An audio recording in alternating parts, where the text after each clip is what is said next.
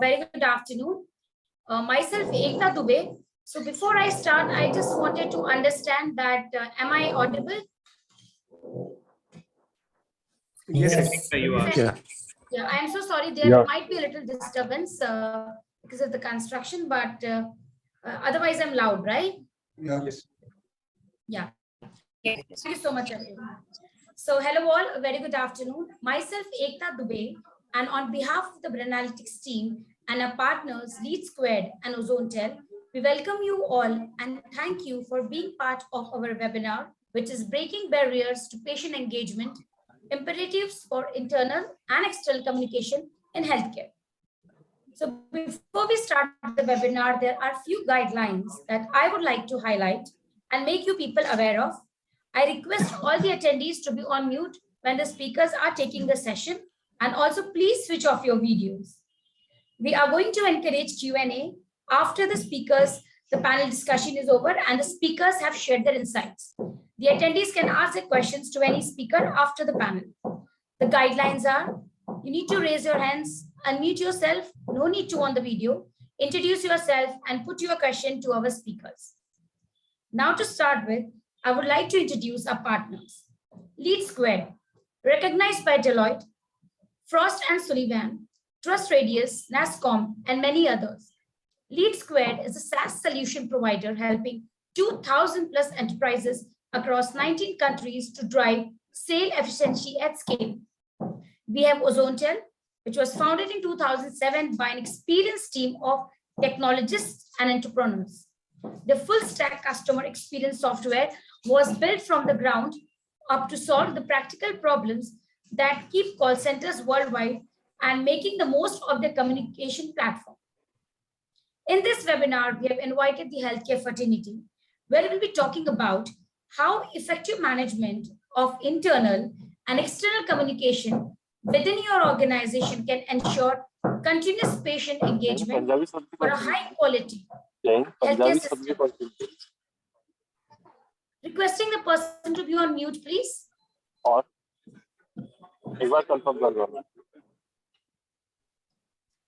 Sorry. Yeah. So now I would like to introduce a panel. We have an interesting panel today. I'm happy to introduce our speakers. We have Mr. Santosh Marathe, Regional CEO, Western Region, Apollo Hospital.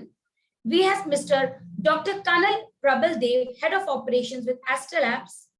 Ms. Garima Swani, Co-founder, Pristine Care. Mr. Sudhanshu Mishra, VP Business Development with Ozonetel. Mr. Vinit Kumar Tiwari, AVP of Sales with Lead Squared, and having a wonderful moderator, Ms. Garima Gayatri from Ozonetel. So thank you, our audience, for taking out your time today and going to be a part of this interesting webinar, and all the thought leaders for taking out your time and who are going to share lovely insights. Over to you, Garima. Thank you so much. Thank you so much, Ekta, for the introduction, and thank you once again, all our guests, for joining us and making time for this important conversation today. Before we begin, just a few quick notes for our audience. We would like this session to be as interactive as possible. So we hope to see some interesting questions coming up from you in the chat section. And towards the end of the session or during the session, we'll be taking some questions for our speakers. And I also request you all to keep your video and audio on mute while the speakers are having the conversation. So before we begin, once again, I welcome you all. Thank you so much for making time. And if there's any connectivity issue at the end of any of our speakers, please bear with us for some time. We'll resume as soon as possible. So without a doubt, all healthcare organizations strive for one goal. That's improving the health and well-being of patients. And one of the ways to look at this is by improving patient engagement. But how do we do that? What does engagement mean in an industry that is centered around human lives? And is engagement the same thing as experience? If we dive into studies and reports that suggest that when patients are active actively involved in the healthcare journey, it could lead to better outcomes. But ensuring continuous interactions between patients and healthcare providers across the continuum of care is a challenge. And what outcomes are we looking at is also dependent on what do the patients really want? What are their expectations from healthcare providers? And the side of the story is that no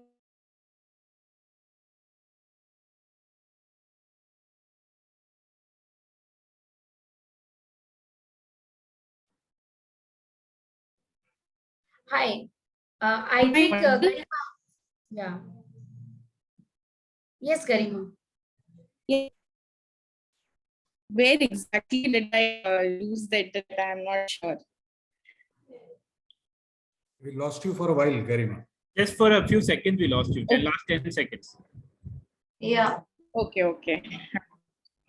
I'm so sorry that it's raining very heavily here. So, there are some issues because of that. So please bear with me. Ironically, But our yeah. subject is technology.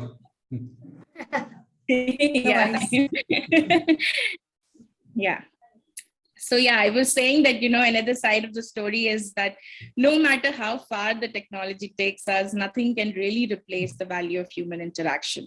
And in today's discussion, we'll focus on the potential of communication in healthcare in driving increased patient engagement and an enhanced inclusive patient experience that brings together the best of both worlds, digital and human touch. And on this note, I open the keynote question for all of you. What are some of the biggest challenges you perceive with respect to healthcare communication? Where exactly do you perceive the roadblocks when it comes to patient engagement? And the session is open for all. Anyone can open it for us. And I'll request Anshu, if you would like to open the session for us, that would. Yeah, sure. Thank you, Garima. I'm happy to react to that. It's always a difficult situation. It's as more and more technology is seeping into our world and our lives in every possible aspect. There are certain areas where you still need the human touch. You need the empathy. You need the understanding of another human being. And patient care and healthcare is one such area. While you can automate and bring in technology into a whole lot of aspects of healthcare and patient care, you still need a human being to stand next to the patient and give him or her the support that they need, the emotional support, the psychological support. And I think that's where somewhere the right balance is required. While healthcare can benefit greatly from technology, it is benefiting, of course. It's making our treatment, our life expectancy, our healthcare systems, our patient records, everything getting automated so well. But when it comes to dealing with patients, along with technology, you also need the human touch, because at the end of it, it's a human being who's the at the core of this whole patient care here. Right, Sudhanshu. And I think empathy is a very important term when we are talking about an industry that is centered around human lives. And on that note, I think Dr. Prabal can take us from here and share some insights with us. Yeah, thank you, Garima. I agree with Sudhanshu that we are in healthcare where the central dogma is the healing touch. Okay, and somewhere as we are moving ahead, we find that with excessive digitization, automation, various other things coming in between, and as we just experienced, there are certain gaps which happens in IT, but whenever there's an urgency or the patient wants to reach the doctor or a healthcare worker, and there's an IT glitch or something, there's a lot of worries, a lot of apprehensions. So at the end of the day, what we look forward is that healing touch of a doctor. And that is somewhere whatever we can introduce technology, we should not move away. But what my concern is that somewhere we are not having it correct. And somewhere we are moving away into too much of automation. And the central person who's responsible for the patient care is distanced from the patient himself. That's a very important point that you mentioned, Dr. Prabal. Thank you so much for that. Moving on, Dr. Garima, what would your thoughts be on this? Because Pristine Care has really set the bar high when it comes to, simplifying the entire surgical experience for the end users and patients. How would you, describe the gap that exist in patient engagement and experience, and what exactly you are focusing on as an organization? I think you're on mute, Dr. Garima. Hi, everyone. Thanks for inviting me today. It's a great platform. Happy to meet all of you here. First of all, like telling you about what I broadly feel that there exists gap. I think broadly, if I have to divide it, there are two things which are very important. One is the real time knowing what your patient is going through. So real time update about the patient is something which we never get to know. Second thing, I feel very important, which most of the technologies are coming up with, but the doctor or inter healthcare provider communication is something which I find is missing a lot, right? So we should know what our doctor has advised. Our nurses should be updated immediately. So most of things like I have worked in healthcare myself, being a doctor. I have seen that gap, the real time, like what my patient is exactly feeling, what exactly they need, what is the status, what are the real time vitals. I think these are the major gap from the patient side. And from like if I have given some order, has it like really gone to my nursing staff? Is it like something like, have my patient got those injections if I have ordered something? I think these are the two broad things which I think exist, and we should look forward into it. And at Pristine, I think when we started Pristine started with the thought that we have to solve the journey from end to end, right? And we figured out a lot of gaps in it, and we are working towards it. And technology has actually helped us in doing it. Right. Thanks, Dr. Garima. And requesting our audience to please keep your videos switched off, because that might confuse the other people, because we are trying to put the spotlight on the speakers, not the audience right now. But we do appreciate your participation. Please keep your videos and audio on mute while the session is on. We'll invite questions towards the end of the discussion. Moving on, Mr. Santosh, Garima pointed out a very beautiful point that, being exactly in the shoes of the patient is something that is, missing, or something that the industry needs to work towards, because we're ultimately talking about an industry that is very humane in essence, right? So what are your thoughts when it comes to the gap that exists in patient engagement and communication? Thank you very much for the invite. And I think it's an interesting question. And last 2 years, typically in COVID scenario, I think the importance of communication has been more overtly felt. And I think all healthcare providers, including Apollo, have really stood to the occasion, devised unique ways of reaching out and enhancing both engagement and communication. And I think one of the big change in healthcare, what we are seeing, is a spectrum of data capturing. I think big data, as they keep on saying, there is a host of data sets which are getting captured. Lot of structured, unstructured data is coming into the ecosystem, and most of the healthcare providers are adopting that healthcare ecosystem, that kind of data which is being put to use for consultant engagement. IT-enabled tool, AI tools are something which obviously Apollo has been on the forefront always in terms of adopting technology and AI tools in terms of this thing. As you rightly said, Garima, most of the healthcare initiatives are human-centric in nature. So having consistency and reducing the variability of care is very, very important from that point of view. Few of the elements which Apollo has crafted and done quite wonderfully well is patient support initiatives, where we embark on the journey of enhanced care and communication being given to the, not only to the patient, but their families also. So that consistency of care is done. Participative care is another thing which we are very proud about. I think at periodic intervals, that communication is very, very critical and important. And not only the patient care providers to patient, but also within the care providers. The internal communication, also the culture of safety that we talk about, is very, very important to set the tone within the organization, so that the consistency of care in the care continuum journey is maintained all across the board. And definitely IT has been very helpful and resourceful in adopting to most of the IT enabled approaches, in giving solutions which are more within the reach element of people, and having consistency. I think these 2 or 3 are important aspects of communication and engagement. Absolutely, absolutely. We are seeing definitely the patient-provider relationship is evolving, and data and technology is at the heart of it. And moving on, Vineet, what are your thoughts on this? How would you, define the gaps that currently exist in healthcare communication, and how exactly are you looking at them right now? Thanks a lot, Garima, for inviting me. And thanks a lot, Mr. Santosh, Colonel Dev, and Sudhanshuji, and Dr. Garima, for your wonderful insights on this.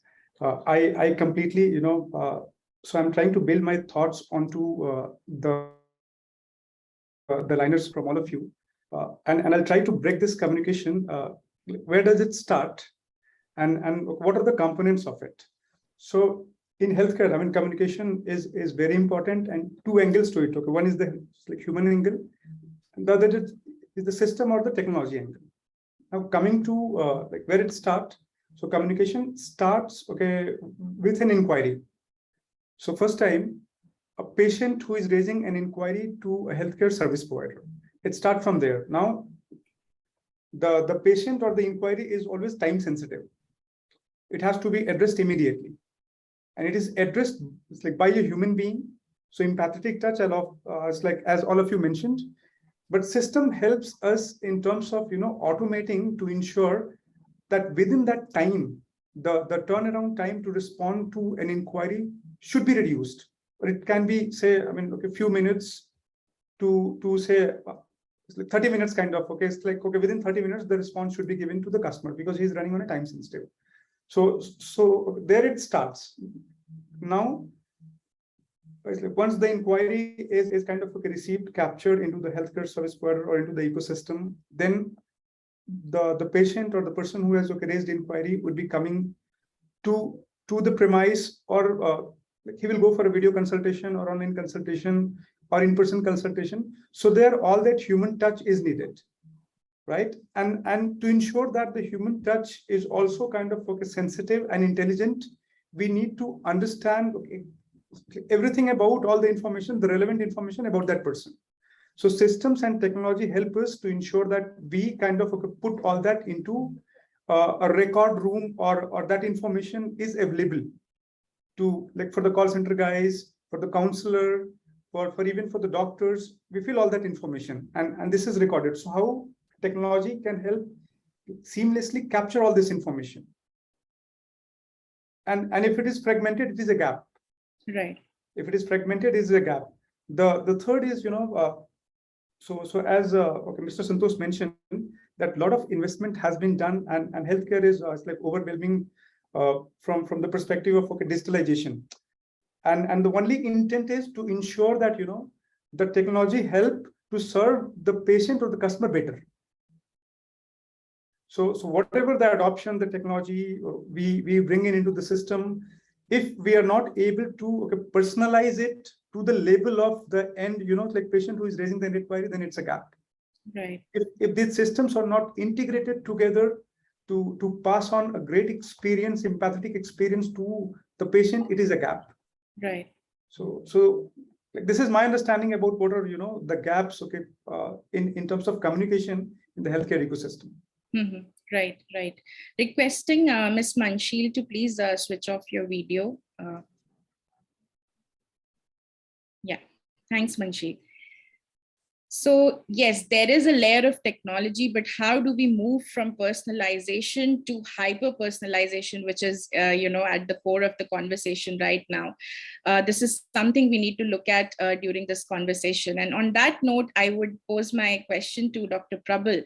The question is, how do you make it easier for patients to reach out to you? Because that is the first level of interaction that the patient will have with your lab, for instance. So how are you simplifying that process for them? How are you making sure that the patients stick around with you throughout their entire healthcare journey, and the experience overall is so wholesome that they do not hesitate to, come back again and again to you? How exactly are you working towards creating a holistic healthcare experience.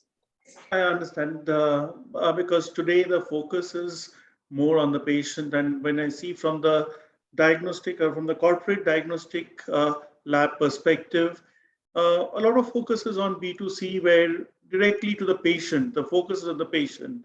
And COVID also has taught us that, yes, how do we reach to the patient and engage them suitably? And today, as we are discussing, I would say that the thin line between hospital and hospitality is becoming thinner by the day. So, and more, hospitals are more into hospitality rather than the hospitality industry. Okay, so with that, a focus in from the diagnostic lab perspective, we look at it in three parts. One is the pre-analytical phase, analytical, and post-analytical. In the pre-analytical phase, I mean, we generally. Just, Ashish, can you please mute your audio? Yeah.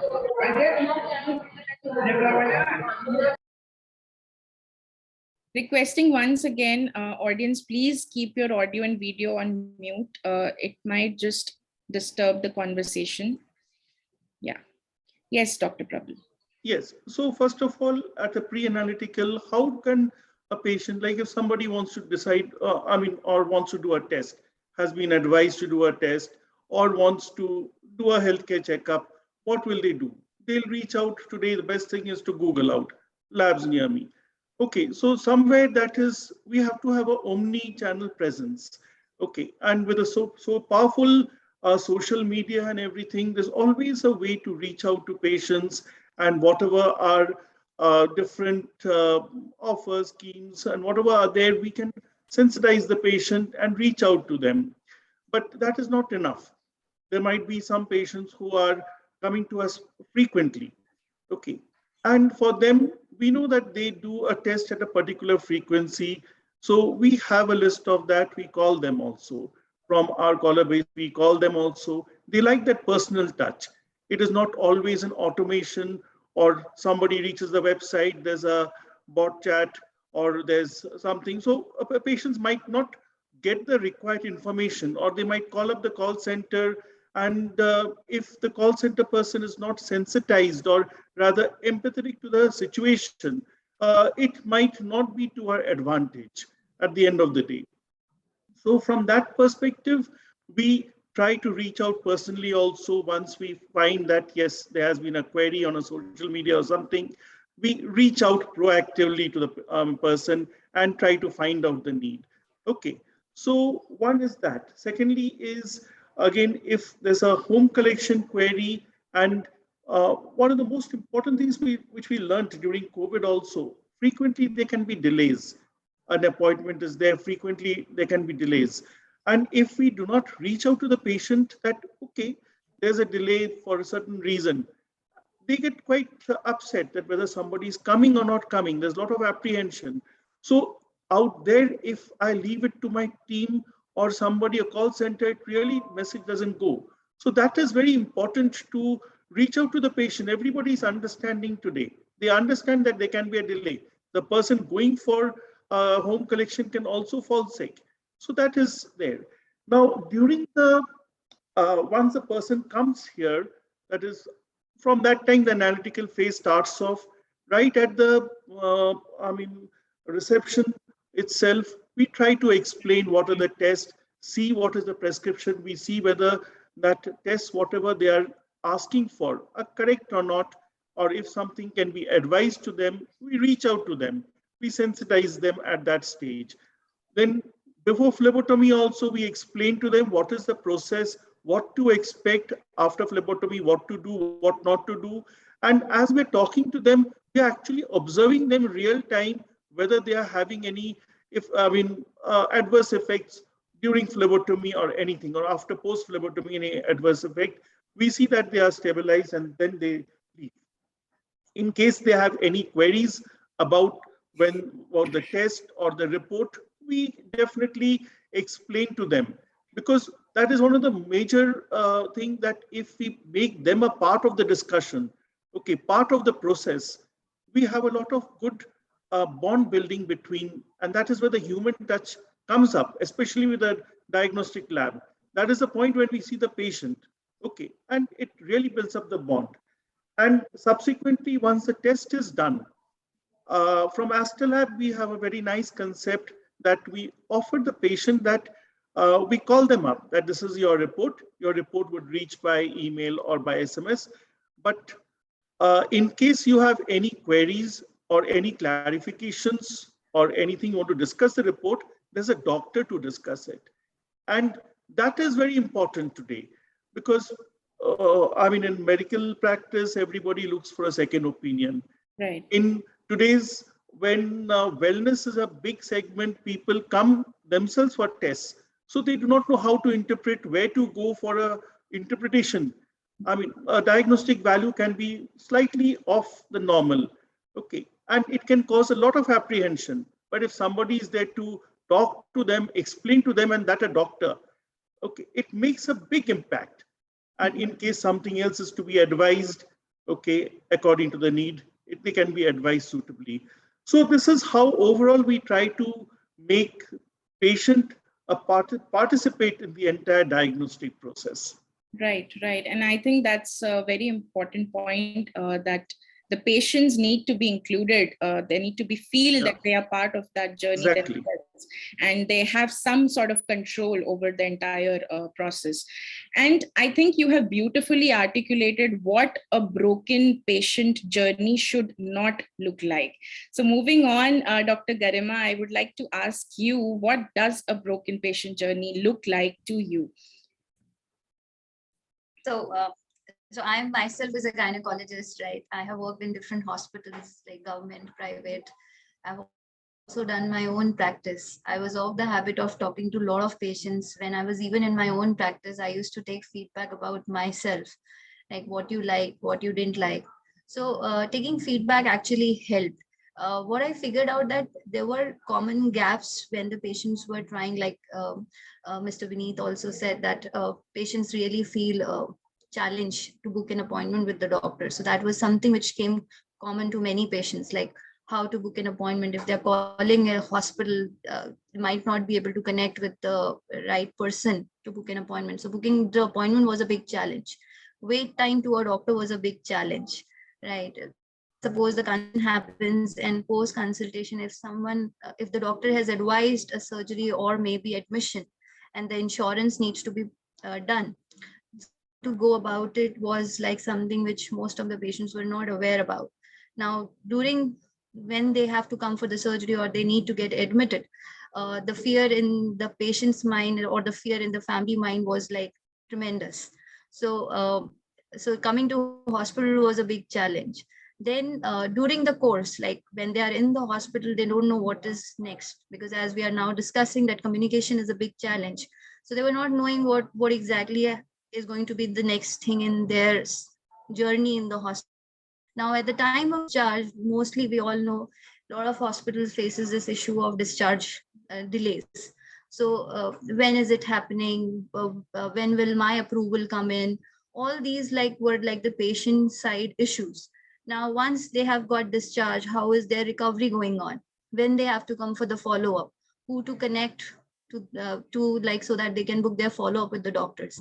I think these were the things which I personally figured out amongst different patients. And when we had to start Pristine, these were the problem statements which we kept in front of us. And three of us used to discuss it every day, that these are the problem statements wherein we have to work forward.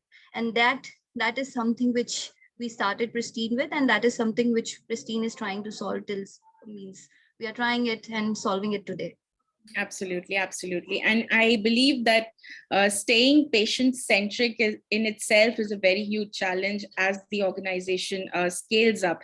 How have you managed to work towards that? If you could elaborate a bit about that part, because scaling up is one part of the story, and then keeping those key pillars intact is again very important. So how would you elaborate on that?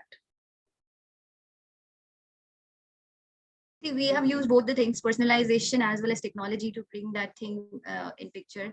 So whenever any patient comes on any of the platforms at Pristine, right, one care is something which they get assigned with. Now, this care coordinator is someone who will take him through the journey. He's the one who will listen to the problem and according to comfort, will book the appointment with the doctor. Now, once the consultation is done and suppose that patient needs a surgery, then as I said that most of the patient have got like insurance issues and other stuff. So this particular person will work with the internal insurance team to get the insurance approval, right?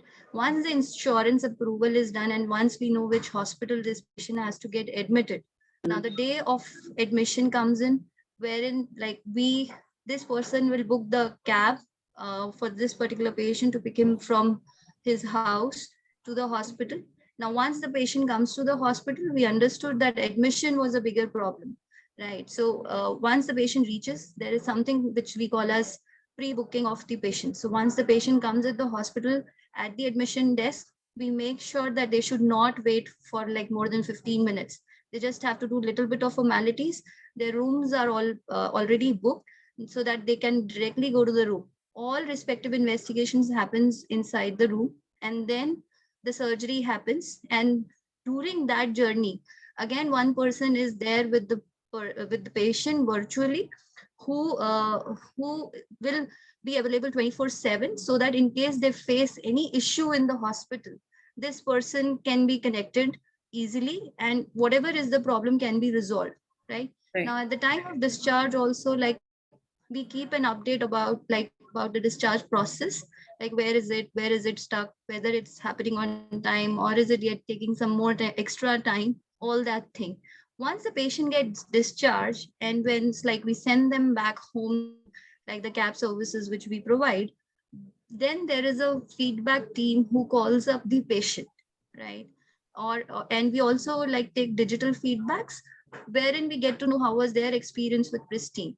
Now, there is a follow-up team who will call the patient up and will book a follow-up appointment with the doctor.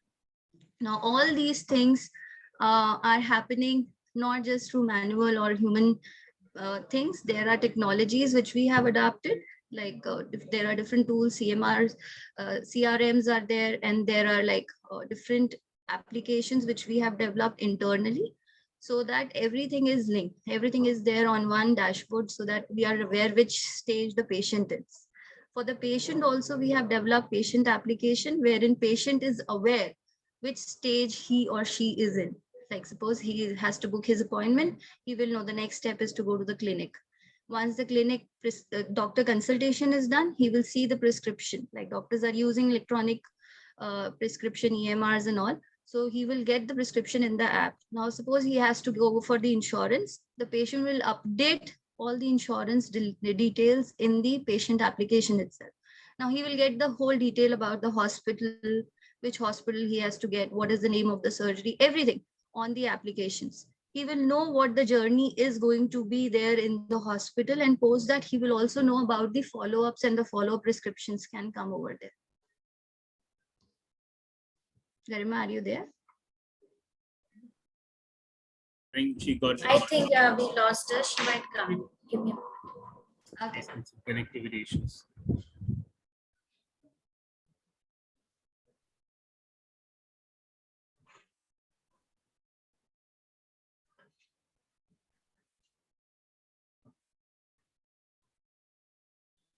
The meanwhile, till Garima comes, Mr. Santosh, would you like to talk a little bit about the patient journey and the continuous communication with patients? Oh, Garima is back. Yeah. Garima, I'll just step into Thanks, Suzanne. Thank you so much. No, thank you so much. I'm so sorry there are No frequent worries. power cuts today because of the. No worries, no worries. So, I think Garima, yeah, thank you so much for helping us understand that part of the personalization, and I believe that the major stress has been, removed when it comes to the patient, because surgery can be overwhelming, and it is overwhelming. The thought of having a surgery, sends people in quite a fit, and I think the way you are dealing with that part of the journey is really commendable. And on that note, I would like Mr. Santosh to comment upon hyper personalization. Yeah, so I think one of the big change what we are seeing in the healthcare industry is behavioral clustering. I think with lot of data coming into picture, it has given us an ability to start cohorting patients group. So earlier we used to send mass emails going to all the people across whoever are registered on the overall thing from an education point of view. Now with data picked up very smartly, I think it has helped us with an ability to start creating cohort groups. What we can do is structure the content material. Whatever is relevant for a birthing lady, it can go to her. Whatever is relevant to a pediatric group can go to pediatric. Whatever is relevant to onco can go into onco. So that content management has really improved by leaps and bounds based on hyper personalization, as we call it in terms of the overall thing. It has also given us ability to slice the data based on pin code. So when we look at the reach element in terms of the market share, or when we start looking at patient population profile, the public health prevalence, whatever is coming from the region. So we are a data with a huge appetite for organization with a huge appetite for data. So most of our decisions are data oriented, and based on IT enabled approach, I think we have had an ability to improvise on the overall curated content for individual profiles of the people. That's a big one. Two quick examples what I would like to give you, Garima, in terms of hyper personalization.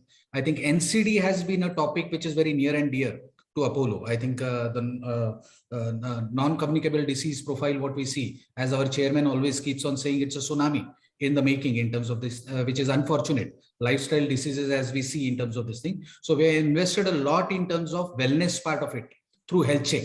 So earlier we used to do health check only for a year. So very recently we came up with an AI driven tool called as Pro Health, which gives a overall mapping of 3 years now for a patient profile. So it does not handpick the overall symptoms on the genetic indispositions only for the first year, but it also hands-hold them and takes into a journey of a curative stage. And as we always know for sure, that wellness management is anytime better than the illness management. The quality of life enhances, the cost of care is much more lesser from that point of view. Another important tool what we have leveraged quite well, we do a lot of corporate health checks. So based on our AI tool, what we do is aggregate data, which is known as a corporate scorecard. So if I aggregate that data, if say hypothetically 500 health check employees are coming from a particular corporate, this data tool gives me an ability to create a health check scorecard for the corporate. I can go to the corporate and say 40% of your people are suffering from back pain, 30% of your people are obese. So let me run a medical management program for you rather than you coming in sick or your patient getting into a cardiac eventuality or an orthopedic eventuality. It's better to catch the prognosis early on. I think from that point of view, it is very, very important to use these tools very meaningfully. And obviously, having a very strong, robust HIS system, hospital information system, gives us an ability to work on all these parameters. Another important element where hyper personalization has worked quite exceptionally well is 3D printing. I think with most of the cadavers and organ donations still at the infancy stage within the overall environment, I think we have seen a big adaptability in terms of the 3D printing tools where implants are being used successfully by most of our specialties. And I think it's coming in a big way in terms of this thing. And the last important thing, again, I think genetic indispositions, which has a long lasting impact, and it is not only confined to the patient, but from the family tree, from where it emanates from. So based on the genetic indispositions, our IT system gives us an ability to reach out and do a proactive assessment, because there the probability element of somebody getting into deviation of medical care is very high from that point of view. So all these kind of tools have really helped us a lot in terms of consolidating all these activities. And one paradigm shift, what we are seeing is earlier we used to worry as to what disease the patient has. Now the paradigm shift has changed and we are looking at what patient the disease has. So the whole thing of personalized care, as we keep on saying and harping, has started coming in the midway, and people are also well educated. They are well tuned. The flip side of it is Dr. Google though, but at least to a certain extent, they are well tuned to what needs to be done. They are aware about the kind of prognosis. They take second opinions, which is good and encouraging. In fact, as a healthcare provider, we also encourage people to take second opinion, because it's always good to be convinced in terms of what is the medical prognosis and what are the options available. So these are a few of the thoughts in terms of hyper personalization. Right, right. And I think the scorecard that you mentioned is one scorecard that we all are, quite scared of.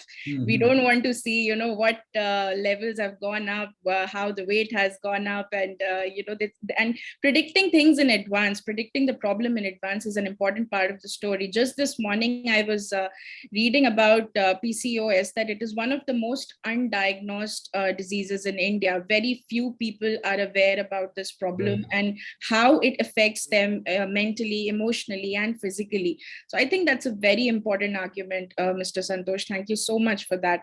And moving on, Sudhanshu, since he has talked about technology being such an enabler, such a powerful tool, and Dr. Prabal also talked about omni-channel. So how are you looking at AI-enabled omni-channel communication within the healthcare space? And how do you feel that this has the power to enhance patient experience overall? Sure. It works both ways actually. AI and technology has the power to not just make the patient journey smooth and seamless, but it also is a big support system for the healthcare providers themselves, right? Because there are so many things which can be addressed with technology without having any human intervention, so that the human energy and the human touch, or the limited human capacity that we have, can be saved for the really important aspects of patient care. So to that extent, technology has been a great enabler. At Ozonetel, we've been helping. There's some questions coming in already in the chat, so maybe I'm sure Ekta is making a note of those, and we can look at them later. So at Ozonetel, we've been making sure that helping our customers who are healthcare providers like Healthcare at Home and Portia and a few others, Dr. Lars, Path Labs, etc., to make sure that they are able to respond to their patients' requirements in the fastest possible, most effective and most accurate manner, and also be available to provide the human touch when it's necessary. And we have enabled this during the COVID period through the COVID helplines that we were supporting with Healthcare at Home, as well as with other government organizations, and making sure that the patients are able to reach out to their providers, even in during the lockdown, where the severest of lockdown was enforced in the country, when communication channels were broken, when physical access to medical facilities was restricted, and patients were feeling anxious and disturbed and frustrated and needed care. Technology came in very handy, where healthcare providers were able to stay in touch with their patients through technology without having to expose themselves to the risks of the infection, by making sure that there was a physical distance, the social distance as it was called, while still keeping in touch with the patients at the right amount of level. So we some of the ways in which we did this was we were able to help our customers, the healthcare providers, move their agents or move the people.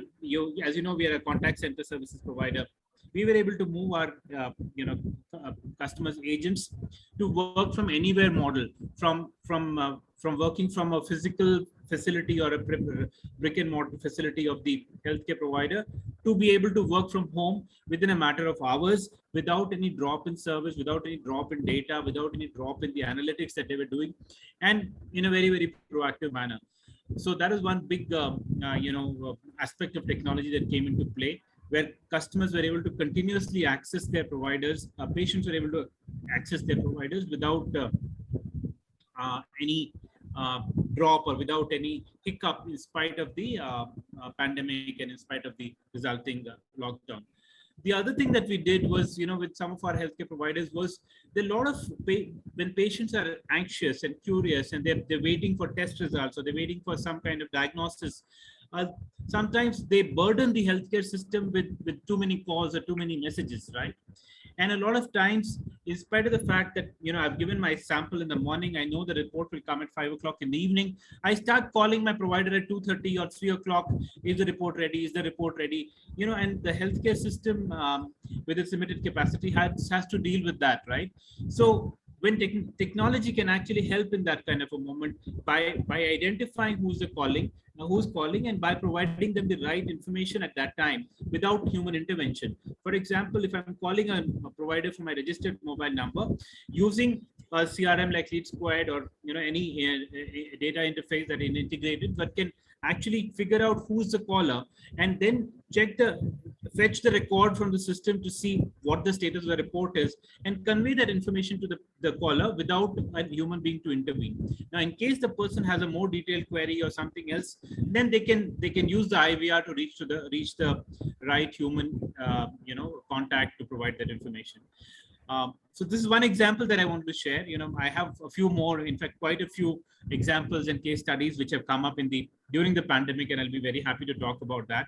But I'd like you to now maybe go to one of the other speakers to share. Yeah, thanks, Subhanshu. But you did touch upon a very important point that patients do tend to, get overwhelmed at times and burden the healthcare system unknowingly, unintentionally. That's completely, that is not what they want to do, but somehow it happens in the process.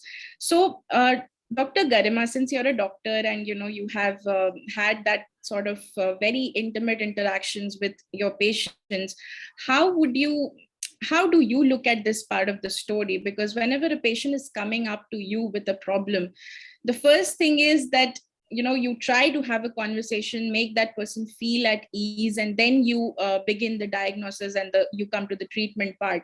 But what is it that you look for in that moment that is something that you feel that has the potential to change the story for better for that patient?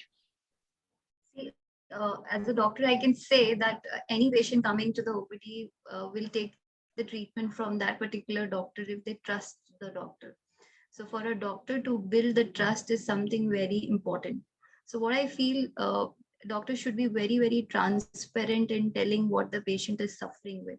What is the normal thing? What is the abnormalities which can happen? What are the causes to it? Explaining them in detail is something which is very important. They don't understand what is liver, what is gallbladder, how the internal eye looks like, nothing. I think what I feel like explanation to them by initially, what I can say, I used to use diagrams and all, but now with the AI thing coming up, I think that can beautify the explanation part in the OPD consultation which the doctor does. So when you explain, give them time, listen to their queries, solve their small, stupid answers, I think that is something which can build trust and which can help them take a better decision. Right. Because finally, it's in Pristine, we are doing surgeries. It's not a joke. Like no one, as you said, there is a lot of fear. No one allows you to touch your body, right? You have to take proper consent, and no doctor wants to ill-treat the patient, right? So it's very important that patients should be 100% ready, should be 100% confident before taking any treatment. Right. And I think being on board, 100% on board with the doctor and the team and also the healthcare provider, for both of them, one thing that is very crucial to the story to the narrative is information, which Vineet highlighted right in the beginning, that, data and information, customer journey mapping, the entire thing is at the heart of the story. How do you convey and collect? How do you gather the right information at the right time? And how do you manage to convey that? So from that point of view, Vineet, how easy would you say it is to adapt to the CRM platform and other tools when it comes to healthcare industry? Since again, it's a different industry we are talking about. So there are the barriers, the challenges are also a bit different in nature, right? So how are you looking at that? And how much of a role do you feel that the adoption cycle plays in that part of the story? It's a very interesting question, Garima. Thanks for asking this, because adoption is like a very critical and like most important aspect when we speak about a CRM or a platform. Now, if we have to understand the adoption and the pattern, we have to go back and understand that who are the user of this platform. Okay, so if you're talking about the CRM, it start with, again, I'll go to my first statement. It start with inquiry. So as Dr. Garima mentioned, in her first instance, that they have designed the journey beautifully in such a way that everything can be sketched on the system, and you would be able to view that when inquiry coming in from different systems, right? So all the system, okay, there are multiple channels to generate your inquiries. Your inquiry can come from your website, from your chat tool, from your social media, from inbound phone call. It can come through like Ozonetel, IVR number as well. So now the system like Lead Squared. So Lead Squared, how do we handle this? We get integrated to all these sources to ensure that these inquiries are captured, and now these inquiries go to the people who have to respond to these inquiries. So their adoption is most important on the system. Okay, how do we drive adoption? First is once we deploy, the time taken to deployment of a CRM or a platform with understanding of all the business process and the use cases, it is most important. And okay, once we deploy, okay, there has to be, like multiple iteration of the training sessions. It's because, and the system should incentivize basically the users. I mean, whether it can be call center, it can be the customer care executives, or patient care like executives, or it can be even, in case of a lab, it can be the field sales guy who is going to collect. So what sort of, the usability or the UI that we are offering to these guys? So is it solving their problem in terms of increasing their productivity or efficiency? It is because this is the incentive for them. If I give them a system which seems very like easy, and on a single screen they would be able to do like all their tasks and activities, it means their efficiency is going to increase, their productivity will be increasing. So if these things are offered in the platform, and it is driven by the service provider, then definitely the adoption it reaches to like 98%, 100%. So I'll give an example as well. In like call center assisted acquisition, so we integrate with Ozonetel. Now a call comes in, like inquiry comes in. If the call is coming for the first time, the inquiry is kind of like autonomous. So like inquiry record get created. Now the agent or the counselor who is speaking, he has a single view. The call center and the CRM are married in such a way that the agent has a single view, and he would be able to put his comments or remarks on this system in a click. So I'm trying to help, or we at Lead Squared are trying to help the users increase the usability, simplify the work, and okay, give them a regimented cadence to complete their tasks and activities on a daily basis. Right. So that's when like adoption automatically increases. Right. Right, Vineet. Requesting Devendra to please switch off your video, if possible. Yeah, okay. So Devendra, please switch off your video. Requesting the audience once again to please keep your videos switched off. Mr. Prasant, if you can please switch off your video. Yeah, thank you. So yes, Vineet, thank you so much once again for helping us understand that part of the story. And before we move on, we have one very elaborate and detailed question from Mr. Aravind Ramchandran. Let's take that up before we come towards the end of the discussion. So his question is, the massive availability of data can be used for effective treatment, better insurance management, and overall better health outcomes. That is good news. However, these lead to risks of discrimination in insurance and other assisted payment programs in healthcare. Since the data originates at the healthcare provider stage, how can these be addressed by hospitals? So if Mr. Santosh would like to take this up, or Dr. Colonel, Dr. Prabal, if you would like to take this up. Yeah, a few thoughts on this. I think definitely the data, while it is patient data, the property is with the patient. I think there is a whole lot of confidentiality in terms of the patient data which is there. And most of the data, as we all understand, is demasked in terms of using for trials or any data purging or any kind of activities that we typically use for. So definitely the sharing of the data does not get linear to that extent. And I think we are not, as a system, we are not matured to that extent where we can definitely get into actual valuation, trying to customize policies which can be customized for a particular group. I think we are nowhere there, because I think 2 to 3 important aspects which Indian context, I would like to say, is getting into a transition effect, so to speak. From an Indian point of view, India's point of view, we have done a lot of efforts in terms of standardizing cost. Standardizing of care is still in work in progress. So I think the whole care journey in terms of having quality standard, outcome standards with lab, with standardization of those activities is yet to come in. So unless and until we have a regional database where our lingo is similar to what my competitors are talking, what I'm talking state to state, and unfortunately in India, healthcare is a state subject. So obviously the healthcare whole dynamics change from state to state from that point of view. So there is a long way to go, but I think we are there. I think a few of the initiatives which are being undertaken, Ayushman Bharat, which is the great initiative undertaken by our Prime Minister. I think we are in that right direction, but it will still take another 3 to 4 years to really the system to be matured and start using this data more meaningfully. But definitely under no imagination, a particular patient will be compromised based on his comorbid condition or those kind of things. The law of de-averaging always works better in insurance, as we all understand. And I don't think we will get into that kind of myopic view for individual people at that level. Right, right. Yeah. So if I can add to it, Garima, I mean, very nice thoughts by Mr. Santosh.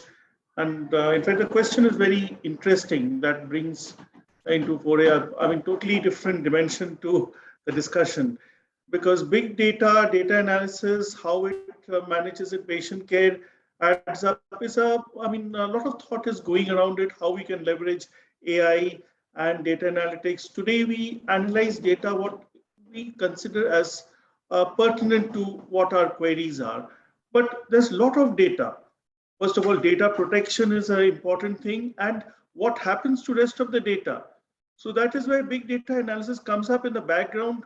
There are many, like as compared, relevant to the diagnostic laboratory, okay, we use only a little bit of data. Rest of all is in the background. There's some big research organizations who work on those data to find out over a period of time what is relevant and what is irrelevant. And why it happens is like in diagnostics, where pathology is more than now diagnostic into prognostic and predictive care and into personalized medicine.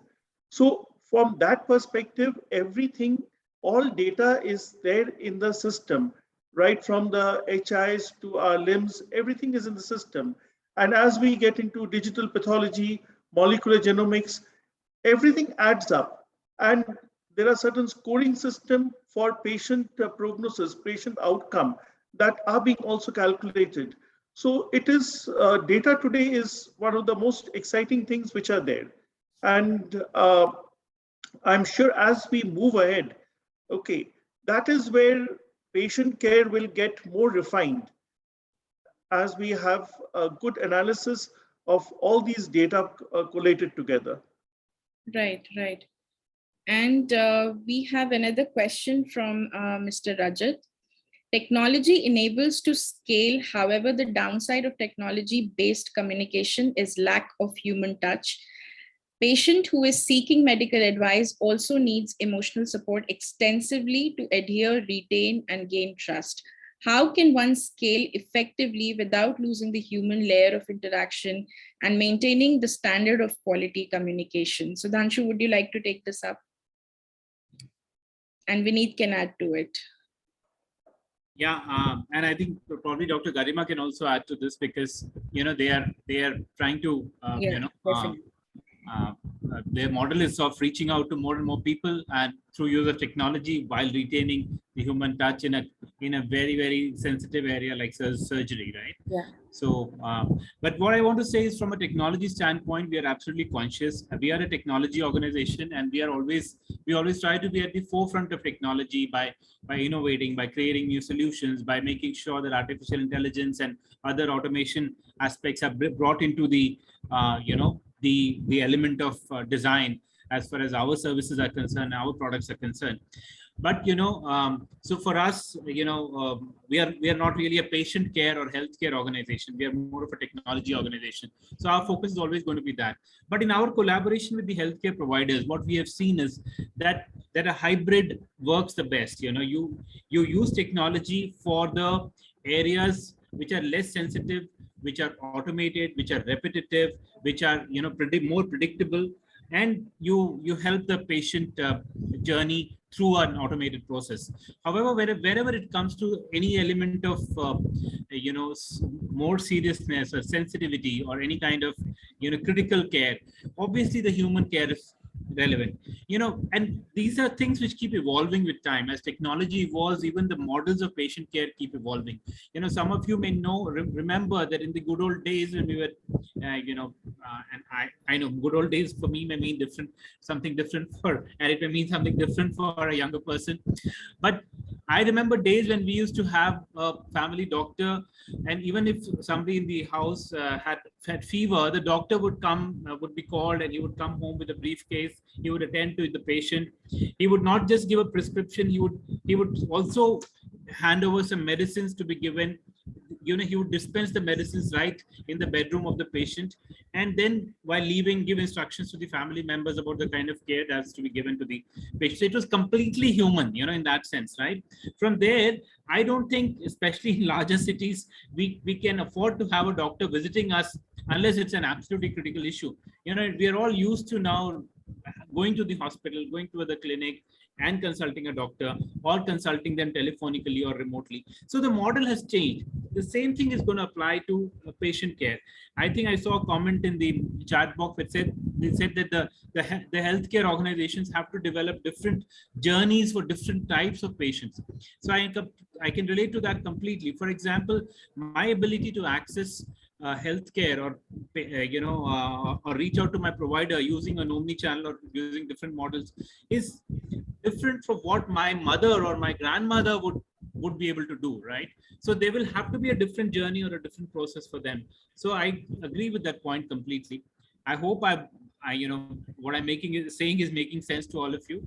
But as a forebearer of technology at Ozonetel, it is our job to make sure that we present the best of technological solutions for patient communication, for the patient journey, and make sure that the journey is smooth, not just for the patients, but also for the providers, by bringing in efficiencies, by bringing in flexibility, scalability, and access to healthcare to more and more people across the country, not just limiting it to a chosen few or privileged few. Right.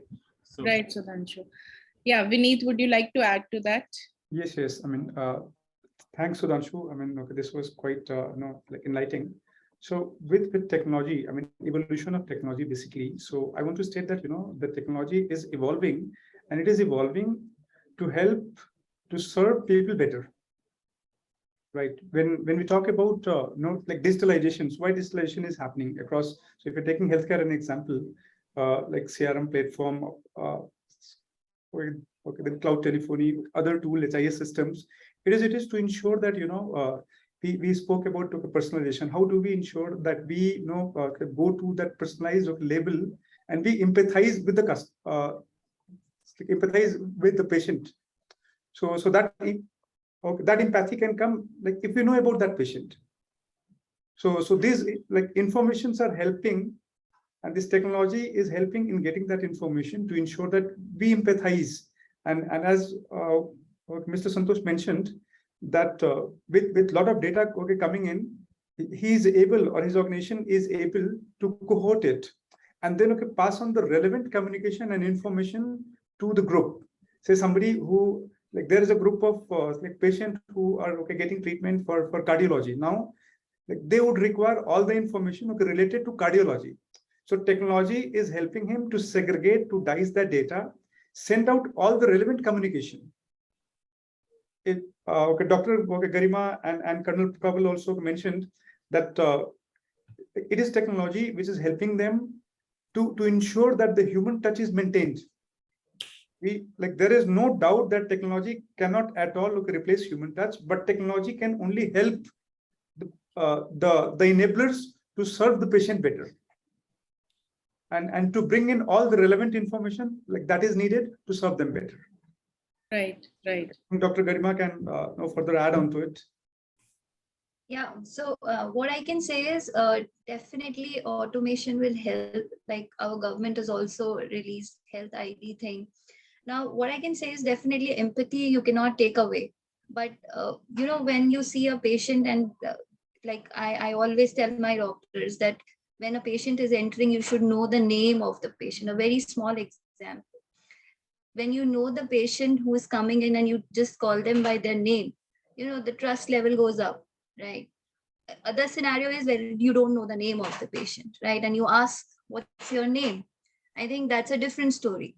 So when as a doctor you are sitting and you know what the patient details are, right, it actually helps you better treat the patient, right? Better diagnosis can be made, a personalized treatment plan can be made, like all the history background of that particular patient, right? So all these things can what Sudhanshu said, what Vineet said, I totally agree with that. But adding on to those points, I think that personalization, which is very, very important in healthcare, which cannot be taken away. I think at least for 10, 20, 10 next 10 years, I don't think technology can take over the human touch. Right. So I think that personalization will become more effective if we have more digitization in the system. Right. And we'll take one more question here because there are time constraints. So yes, we'll take this question from Abhijit. It's a very valid question. In order to improve the patient engagement in diagnostic centers, which all activities can be carried out that would prove to be effective? Please advise. Usually patients tend to ignore the feedback links. What else can help? That is actually the case. We often ignore those feedback calls as well, and forget about like clicking on a link and then going through all the questions, multiple choice questions. So Dr. Prabal, would you like to take this up?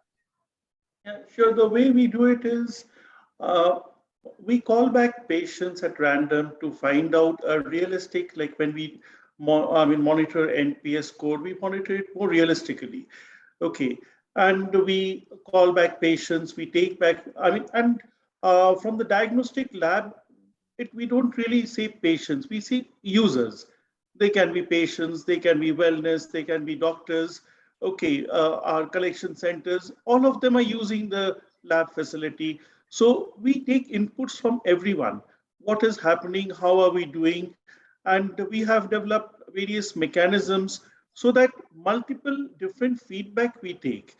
And obviously, how we try to address all these concerns is when there is a interface between a doctor and the patient or the various users in the name of CRM, call centers, front desk. Uh, we invest a lot of time in training them, motivating them, okay, orienting them, seeing that they practice. It is very important because randomly placing somebody to occupy a chair there really does not help in the long run. They have to be made, aware what is the role that they are playing, how sensitive is each call that they are receiving, what are the thoughts behind it, so that there's a human touch is not lost. And in case they cannot answer the query, they should escalate to me or any of my consultants. We get back to the concerned person and try to answer to the best of our ability. So if all these things happen, we really find that overall, we try to improve ourselves. And another very important thing, what I personally have been practicing also, is at random, I test the call centers. I call up the call centers to understand what is the experience of the patient. Okay, we might say it's all going fine. If it's an outsourced agency, reports will be coming all fine. But is it actually fine? At random times, if I make a call to various places or I visit at different collection centers or something, I experience it myself. What is actually the patient is facing? Okay, in my reference lab, when I come in, everybody knows who I am. but in a collection center, they would not recognize me in person. So that itself gives a reality check. And overall, I find that it really helps out in the long run. Absolutely, absolutely. And the whole objective of this discussion was to understand what does patient engagement look like for healthcare providers, and how do they intend, or how are they working towards building a holistic healthcare experience. And Dr. Prasant here has actually posed a question that I think all of you can include in your concluding remarks, because it's a very valid point that he has mentioned, and I'll just read it out for you all. So he says that patient engagement is a slippery slope in today's medical tourism space. Patient engagement is one of the most vital approaches of having and maintaining a satisfied patient base. Different hospitals have a different understanding of what patient engagement really is, which is very true. Patient engagement is a process where the patients invest in their own care. Patient engagement develops almost naturally when there constant and meaningful communication when there is constant and meaningful communication between the patient and the caregiver. So how does one face this challenge? So Mr. Santosh, if you could lead this part. Sorry, I just missed the question. Can you? Yeah, sorry. So he's talking about patient engagement being a very slippery slope in today's medical tourism space, and but at the same time, it's one of the most vital approaches of having and maintaining a satisfied patient base. But different hospitals have a very different understanding of what patient engagement really is. Patient engagement is a process where the patients invest in their own care. Patient engagement develops almost naturally when there is constant and meaningful communication taking place between the patient and the caregiver. So how do we, how are you looking at this challenge basically? Because the entire crux of patient engagement in itself is very different for different hospitals. There is quite a lot in that question. I think it's elaborative in terms of this thing. I think a couple of thoughts on this. Again, when we talk about personalization, I think each and every segment will have its own unique nuances as to how and what better we can do. Medical tourism, again, is one of the very loosely used concept. Either we don't do justice to medical part or tourism part. I think even if we focus on international patients, so to speak, I think there are nuances, because patient engagement and communication occupies utmost prime importance for international patients in particular. Right. So definitely there are nuances, beginning with translator, the basic communication, which is the core crux of continuum of care. That gets compromised if the communication is not decoded in an appropriate manner through the translator or so on and so forth. Right. Obviously, apart from that, the whole family gets compromised because of the stay over here. Post-operative care becomes a challenge in terms of those kind of things. So from an engagement point of view, there are 2 or 3 aspects of looking at it. Definitely, there are individual dedicated people who look into this kind of team. Most of the hospitals now, and not only for international patient, for corporate also, there are unique corporate help desk, because every corporate also has unique nuances of their care or their continuum or documentation for that matter, or approvals, whatever are needed from that point of view. In most of the welcome sign, what we are seeing for most of the corporate is their clinicians are getting involved with payer providers now. So we see the CMOs or the RMOs or the GPs from the corporate sector would like to get an update from the hospital at periodic interval in terms of the progression of the clinical care that we provide. So all these are engagement tools where we definitely invest a lot of time. Somebody earlier also referred about during COVID times. Yeah. Communication was definitely a challenging element where we went into WhatsApp videos in terms of this thing, because that was very, very important, because attenders were not allowed at that point of time, and at periodic interval we get into that kind of isolation requirements which are mandatory and needed. So I think depending upon situation and the patient profiles which come into the system, definitely while we advocate very strongly that there is no discrimination of care, but definitely there needs to be a personalization impact. Whether it is for international, the overall things will be different, including the food, which forms an important component, the diet and the nutrition part, which again is a very unique and important part. And in India, again, it gets compromised because of the overall taste buds of the international patient and their families. And at times we also do get a lot of patients from Northeast region for oncology. So at times, obviously, the whole family moves along with the patient, and it is really ironical to see those families indispense from their work and livelihood for 2 to 3 months. So obviously in that kind of thing, the communication, the whole update, what we need to give obviously gets into a separate, very personalized kind of thing in terms of this thing. And the bondage also, obviously we have seen the bondage with the staff also evolves over a period of time. The more the longevity of care, I think the more staff is more informal in terms of understanding them, in terms of those kind of things. So it's a moving target from our point of view. We do make it situational changes depending upon the profile of the corporate or international patient or individual people for that matter also. But definitely we are very sensitive to those kind of needs. Right, right. And I feel that to conclude, if all of you could highlight what key trends healthcare providers should watch out for with respect to patient engagement, that would be very helpful for the audience. Sudhanshu, if you would like to begin. Yeah, so, as far as our CCAS services and CPAS services are concerned, some of the trends that we are seeing are like speech analytics, diagnosing the sentiment of a person, doing a sentiment analysis from a conversation that is recorded. So, for example, if a representative from a healthcare provider or an agent is taking a call, and there's an agitated patient or an anxious patient on the other side, and if the communication is not following the right trajectory, the speech can be analyzed by a supervisor. He or she can get an alert, and then they can intervene, or they can barge into the conversation and take care of it. So some of these things are definitely going to be there. So that brings in the element of automation along with the human touch into the aspect. Of course, the whole element of artificial intelligence, and more than artificial intelligence, the machine learning aspect, whereby you can provide a customer and reaching out to you through the omnichannel experience, solutions to some of the frequently asked questions, and the system keeps learning that by itself.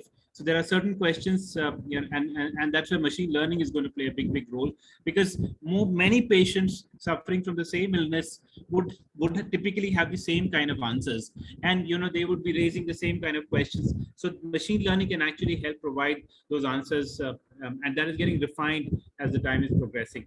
So these are a couple of trends. Of course, there are many more that we are working on. We are continuously innovating in this space, and we'll be happy to talk about it in a more dedicated session. Right, right. Thank you, Sudhanshu. And before I move on to our next guest, I would like to inform our audience that we also have a feedback link in the chat section. Ekta has put it there. So the feedback, we're requesting a feedback from you on the entire webinar, so that the idea is to keep on improving upon the content and what more we can deliver for a better experience for all of you. So that is the whole idea of that feedback form. Please make some time to fill it so that we get to understand what exactly are you taking home from this conversation today. So yes, Vineet, what would you like to highlight when it comes to some of the key trends that healthcare providers must watch out for? Because patient engagement, patient experience, I think these terms are relatively new. We have been talking about customer experience for a while now, but patient experience in itself humanizes the entire story to another level. So what key trends do you feel are non-negotiable at the time? And so when we're talking about patient engagement, so today's patients, or in today's this ecosystem, the healthcare ecosystem, and the patients, how they are reacting towards each other. The patient expects the healthcare service provider to know them better. So when I say it's like know them better, as Dr. Garima mentioned, that when the patient is walking in into the premise, the doctor or the person, if they address by the name, right, it start building that trust. Right now, if the existing patient who has taken service from a service provider, healthcare service provider, he calls to a number to book an appointment for something else, the person who is sitting at the other end should have all the details about him, that he's taking services or consultation for diabetes, and if he tells, or no, after booking the appointment, he just asks, sir, hope your sugar levels are on track, controlled. Now the conversation goes to a different tangent. the trust that is built in this conversation, it's because the technology is helping again the service provider to ensure that the empathy and the human touch is kind of enhanced to pass on a great experience to the patient. Right. Right. So okay, one is definitely, like knowing the patient better. Mhm. Second is when these, the engagement, we're talking about patient engagement. So this is an ongoing, it's an like ongoing, like process. Say somebody has taken a cardiac surgery from a healthcare service provider. Now, like there will be several do's and don'ts. Like there will be a kind of a meal plan, there will be an exercise plan, there will be some physio plan.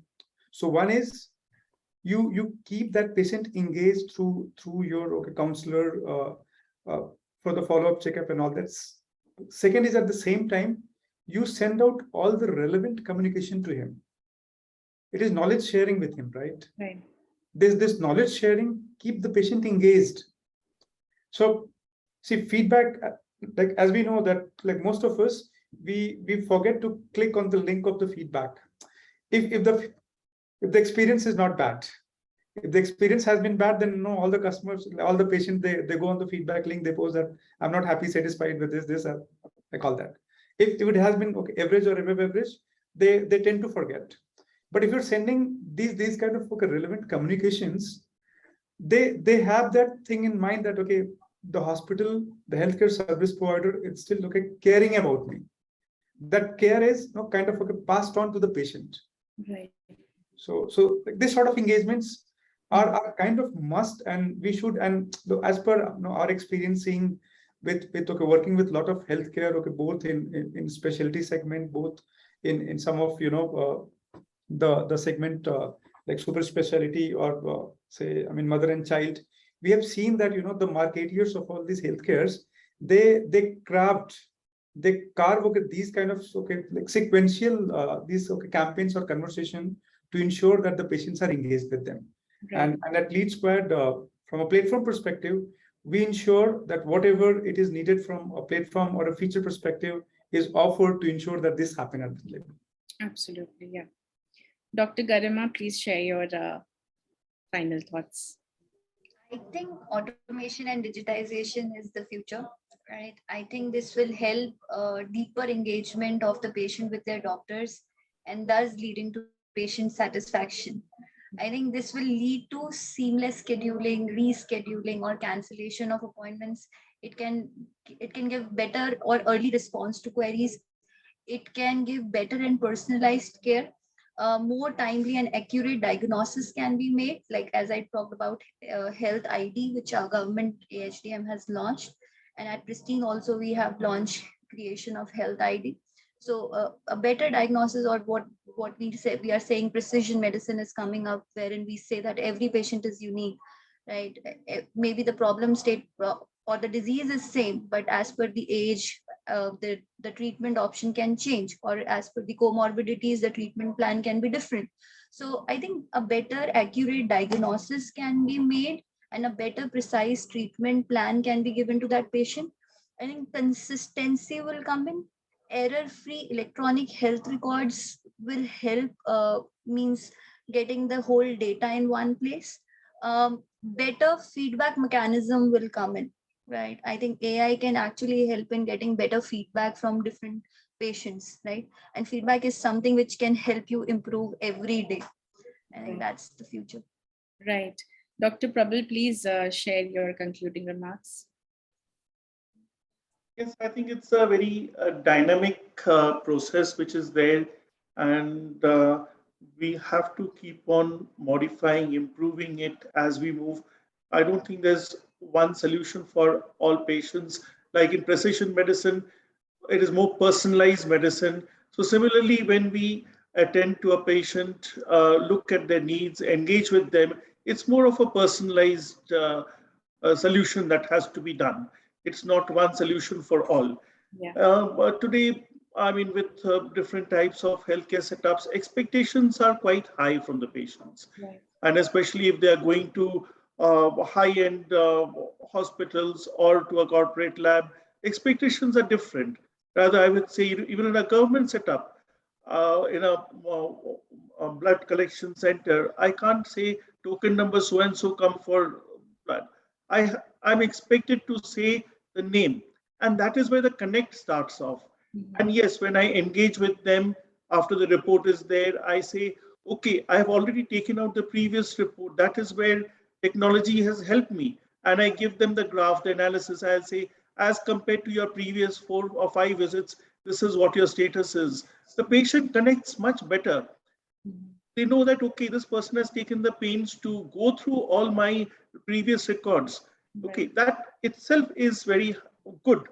And I mean, obviously, I mean, last word, what the way I deal with it is, if there's no noise, nothing from the patient, that means everything is going on fine. And but if a patient, whatever minor way it is, minor thought or minor escalation or whatever it is, there is some problem somewhere in the system. We must review it in a proactive manner and address it. Absolutely, absolutely. Mr. Santosh, please close the session for us. Yeah. So I think a couple of changes what we have seen post-COVID now, 2.5 years, I think the whole manner in which healthcare is provided and how healthcare is availed has undergone a sea change in terms of this thing. And this patterns and systems are here to stay for a while, as we all understand. So one of the major shift what we are seeing is that the point of care has shifted out of the hospital now. People are wanting to have facilities which are in the home premise, outbound of the hospital premise. The fear of infection with COVID and all this kind of element still obviously comes at periodic interval. So that point of care along with technology will be a big driving force in terms of this thing. Another important element from the Indian context for the coming years will be the aging population. And as we always keep on seeing the demand and supply mismatch between the healthcare providers and what get provided from a provider point of view, I think more and more outreach elements and virtual screening will take a precedence in terms of e-connects or e-ICUs or e-home care solutions, what we are looking into. So Apollo has already taken multiple initiatives in that, whether it is stroke management program that we have robotics in terms of this thing. We have also an enhanced connected care through sensor sheets. We are trying to get into a centralized module which can monitor the stay of the patient, especially for a hospice kind of management, which is unfortunately in the Indian context still not there in terms of this thing. And two important things from a government point of view. One is the Ayushman Bharat and second is the National Digital Health Mission. I think this will be the game changer for India. I think obviously while we keep on talking population as one of the advantage, but that also acts as a deterrent in most of the times in providing accessibility to most of our citizens. I think these two are very powerful initiatives through the Prime Minister's office, and we will see it meaningfully impact the healthcare as we proceed forward. Thank you. Right. Thank you so much, everyone. Most importantly, for coming together and making time for this important conversation today. You have actually helped us break down the term patient engagement because as Dr. Prasant also pointed out, it's a very slippery slope and it does mean a different thing for different hospitals and healthcare providers. So I think breaking down patient engagement and understanding what exactly a holistic healthcare experience looks like is very important for us, and you have given us some great cues to follow and lead in the times to come. And thank you so much to the audience for such insightful and beautifully articulated questions, and most importantly for staying with us for so long. So I'll keep it short. Thank you once again, everyone. It's been a wonderful listening and learning from all of you today. Thank you all. Have a great evening. Thank you. Thank you, everyone. Thank you, Thank you, Thank you, everyone. Thank you, everyone. Thank you.